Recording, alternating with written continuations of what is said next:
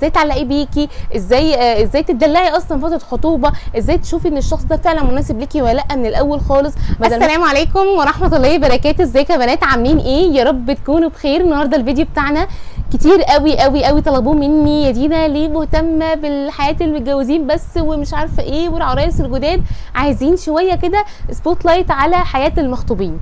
عايزه اقول لك ان هعملك سلسله كامله لفتره الخطوبه، من اول ازاي تختاري اصلا ولحد ما كتب الكتاب يحصل، وبعدين تقومي راجعه بقى لسلسله ايه، بدايه الجواز. عايزه اقول لك ان السلسله دي حرفيا هتفيدك جدا جدا جدا. في حاجات منها عن تجربه شخصيه، وفي حاجات تانية منها حرفيا في بنات كتير جربوها جدا وجابت معاهم نتيجه حلوه قوي.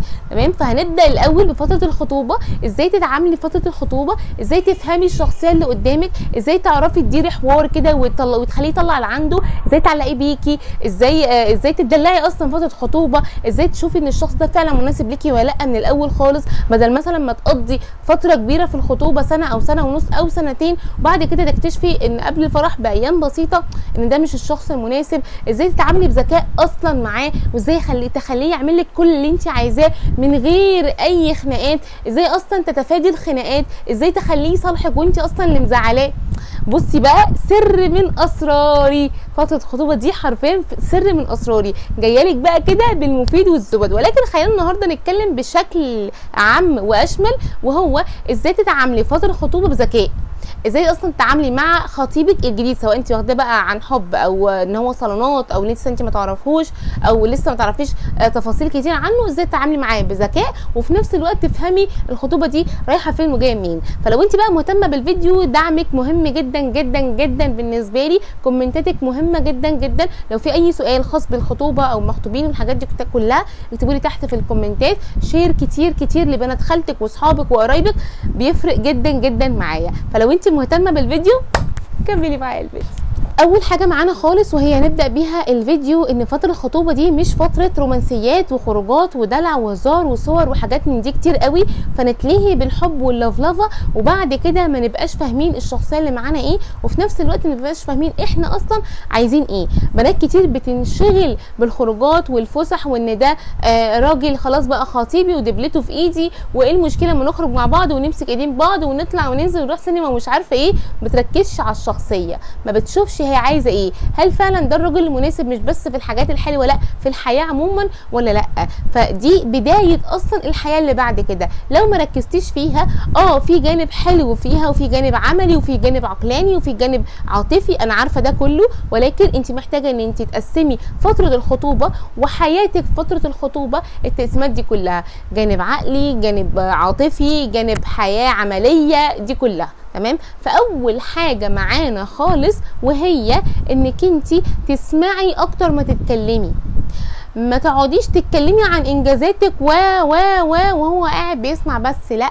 ولو حسيتي انك انت بتعملي كده مقابل ان هو حتى لو ما بيعرفش يتكلم، لو ما عندوش حوار، لو ما عندوش اي حاجات من دي، انا هعرفك ازاي اصلا تخليه يتكلم وتخليه يطلع اللي جواه. بس اساسي عندك ان انت تسمعي اكتر ما تتكلمي. لازم تعرفي شخصيه اللي معاكي ده ايه، وده طبعا من طريقه الكلام. خليكي بنت واعيه، خليكي بنت ذكيه، ما تعديش الكلام عليكي كده مرور الكرام. انت فاهماني ليه؟ لاني انا عايزه والله الراجل ده فعلا يكون ملتزم جدا بالصلاه، لا حافظ القران، لا ده مثلا ممكن يكون، انا عايزه الراجل ده يكون بيسافر، طب هو اصلا لا بيحب ان هو يسافر ولا حافظ القران كله، وصلاته يعني على سطر ويسيب سطر. انت فاهماني؟ فما ترضيش ان هو تعدي الموضوع ده عادي، لا تشوفي انت عايزه ايه واللي معاكي بيطلع لك ايه.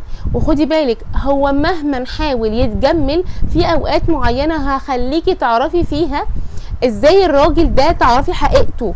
يعني مهما كان الراجل اللي معاكي بيتصنع وان قد ايه هو مثالي وقد ايه راجل ديمقراطي وقد ايه جميل وهيدلع ويهنن، في مواقف 3 أو 4 مواقف حرفيا الراجل لا بيعرف يتصنع فيها، حقيقته بتطلع فيها، اسلوبه الحقيقي وطريقته الطبيعيه بتطلع فيها، وعلى اساسها انت تقرري تقدري تكملي مع الراجل ده ولا لا. تاني نقطه معانا، وانت لو الراجل اللي معاكي ده انت مش عارفه ان هو يتكلم او يفتح حوار، عليكي بقى انت تساليه اسئله ذكيه.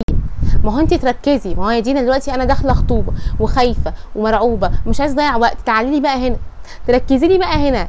ايه هو التركيز اللي هنا؟ اسئله ذكيه.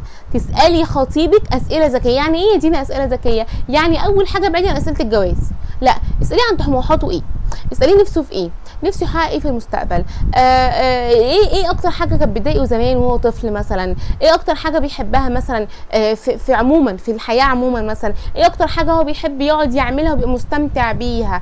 دي كلها اسئله هحط لك كمان في فيديو ان شاء الله، هعمل لك فيديو كامل عن الاسئله الذكيه اللي تقدري تعرفي بيها هتقدري تعرفي بيها نفسيه الراجل اللي معاكي. وغير كده كمان هتفتحي حوار طويل عريض، وكمان الاسئله دي مش هتبقى مجرد ان هو سين وجيم، لا ده من وسط كلام كده انت وشطارتك وانت وذكائك الكلام هيبقى شيق، مش هيزهق من الكلام معاكي، وعن تجربه انا عارفه انا بقول لك كويس ايه جدا جدا جدا. النقطه اللي بعد كده وهي راقبي ردود افعاله، راقبي ردود افعاله وهو زعلان وهو زهقان وهو متعصب وانتوا متخانقين وهو فرحان. ردود الافعال هي اكتر حاجه بتبين لك الراجل اللي معاكي على حقيقته. في ردود الافعال ما بيعرفش يمثل، في ردود الافعال ما بيعرفش يتصنع، في ردود الافعال اللي حتى انت لو انت شفتي بعض الناس حواليكي تكون كيوته وجميله وحلوه، ولما يحصل خناقه البت تلاقيها طلعت شلق قدامك، بصي ردحها درجه. ولقيت ده ازاي؟ لان هي دي حقيقتها، هي دي اسلوبها، هي دي طريقتها، تمام. وهكذا برضو الراجل، اي بني ادم في الدنيا وقت ما بيحصل له ستريس على حاجه معينه ما بيعرفش يسيطر على نفسه ولا على اعصابه، فبالتالي بيتعامل بطبيعته وبراحته. وهنا بنمسك بقى في الدنيا اللي هو ايه، ردود افعالك ايه، هل مناسبه ليا ولا لا، طب هل لما بتتخانقوا بيقولوا الفاظ ولا لا. دي كلها طبعا حاجات انا هوضحها لك اكتر، بس انا بديكي الحاجات البيزك لحد ما الفيديوهات اللي جايه تنزل لك. النقطه اللي بعد كده ودي من اختك بقى جايبها لك كده على طبق من ذهب، خليكي طبيعيه، خليكي طبيعيه. الراجل بيحب الست الطبيعيه جدا، ما بيحبش الست المتصنعه، بيحب الست اللي بتأفور، ما بتحبش الست اللي هي لا، خليكي بطبيعتك العاديه. مش هقول لك تتصنعي ان انت طبيعيه، لا، خليكي زي ما تتعاملي، لان هو بيحس ده.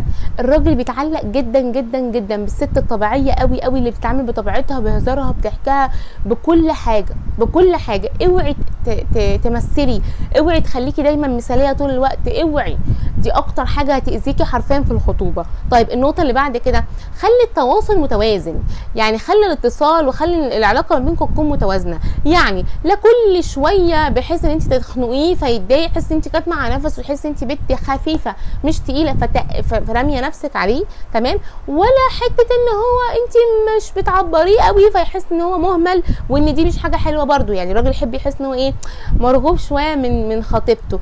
في واحده خلاص بقت في حياته بتهتم بيه، بتاخد بالها بيه، في حدود الوسط، في حدود الوسط، عشان هو خير الامور الوسط، تمام. دي كانت برضو نقطه مهمه جدا. من ضمن النقط المهمه اللي محتاجه تتكلمي فيها مع خطيبك هو الكلام عن المستقبل. هتقولي يا دينا بعيد عن اوانه قوي، لا مش بعيد عن اوانه، هو اصلا دي فترتها. كون ان انت تعرفي حاجات عن المستقبل او عن خطط المستقبل من معاه من دلوقتي، هل ده مناسب معاكي ولا لا، دي حاجه مهمه جدا. يعني تساليه مثلا عن نظرته في الشغل، لو انت في نيتك تشتغلي هل هو موافق ولا لا. طب لا والله انا مش وافقت بس انا بحب اشتغل، طب مواعيدك امتى، طب ماشي انا ما عنديش مشكله، طب الشغل ده في حدود ايه ولحد امتى ومن كام لكام، طب هيأثر على بيتك ولا لا، تعرفي وجهه نظره، انت فاهماني. طب نظرته كمان عن البيت، اداره البيت، مين اللي هيكون معاه اداره البيت، مين اللي هيكون معاه مصروف البيت، مين اللي هيتحكم، مين اللي هيقول، كم عدد الاولاد، اصلا نفسك تخلف اصلا ولا لا، لان في ازواج ما بيحبوش يخلفوا في الاول، ليه؟ قلقانين من المسؤوليه، قلقانين من المصاريف، قلقانين، خايفين، انت فاهماني. فانت لازم تتكلمي برده في الحته دي. طب احنا مثلا لو حابين ان احنا هنخلف كم ولد وكم بنت، او مش عدد الاولاد ايه، الموضوع مفتوح وكل طفل يجي برزقه وبخيره، ولا لا والله احنا نخلف ايه 2 بالكتير، ربنا كرم ببنتين ماشي، ولدين ماشي، ولد وبنت ماشي. دي كلها حاجات بتتكلمي فيها. حاولي بقدر الامكان علاقتك مع خطيبك تكون ان انتوا توصلوا لنقطه وسط، حل وسط ما بينكم. لو انت وجهه نظرك مختلفه وهو وجهه نظره مختلفه، حاولي بقدر الامكان تسمعي وجهه نظره حتى لو مختلفه عن وجهه نظرك، تمام. وفي تلك الاحوال انت بتوصلوا لنقطه وسط. يعني ايه؟ يعني انت هتبقي مرضيه بيها وهو هيبقى مرضي بيها. لو ده حصل يبقى انتوا كده متفاهمين. لو ده ما حصلش والموضوع بيقلب معاكم بخناق وكل واحد ماسك في رايه، ان انت لا بتتنازلي ولا هو بنازل، او لو هو بيتفاهم ولا انت بتتفاهمي، الموضوع كده ما بينكم هيبقى صعب جدا ومش هيبقى بالنسبه لكم احسن حاجه. دي كلها حاجات عن فتره الخطوبه، بس اساسيات بيزك من بره. هنوصل بقى في الفيديوهات اللي جايه ان شاء الله بعد كده للاعماق قوي قوي قوي قوي، عشان هتفيدك والله عن تجربه شخصيه. حته التفصيل في الخطوبه وتركزي والحاجات دي كلها، ده بيبقى فارق جدا جدا. ولو هو مش مناسب الشخص معاكي بكل احترام انتوا بتبعدوا، ولكن احسن ما يكون الموضوع دخل في جواز ويبقى الموضوع مش احسن حاجه خالص، وتاخدي لقب يعني مش هيبقى احسن حاجه. اي نعم كل الناس دلوقتي متلقبه بيه، بس مش هيبقى بالنسبه لك احسن حاجه ان انت تبقي متاثره نفسيا، وبعد كده بتحس انت محتاجه انت تتعافي، وبتبقي خلاص فاقده الثقه في الناس اللي حواليكي، وحاجات كتير قوي كده احنا بعيد عنها. فانت حابه بقى تبداي كده الصح من الاول، اسمعي فيديوهاتي عن فتره الخطوبه، سلسله كامله قويه باذن الله. لو عندك اي سؤال خاص بالمخطوبين او بالخطوبه او فتره الخطوبه سيبها لي تحت في الكومنتات وهرد عليكي ان شاء الله. بس كده يا حلوين، وده كان فيديو النهارده، يا رب يكون الفيديو عجبكم، ولو عجبكم اوعوا تنسوني في اللايك والشير والسبسكرايب، واقول لكم استودعكم الله، والسلام عليكم ورحمه الله وبركاته.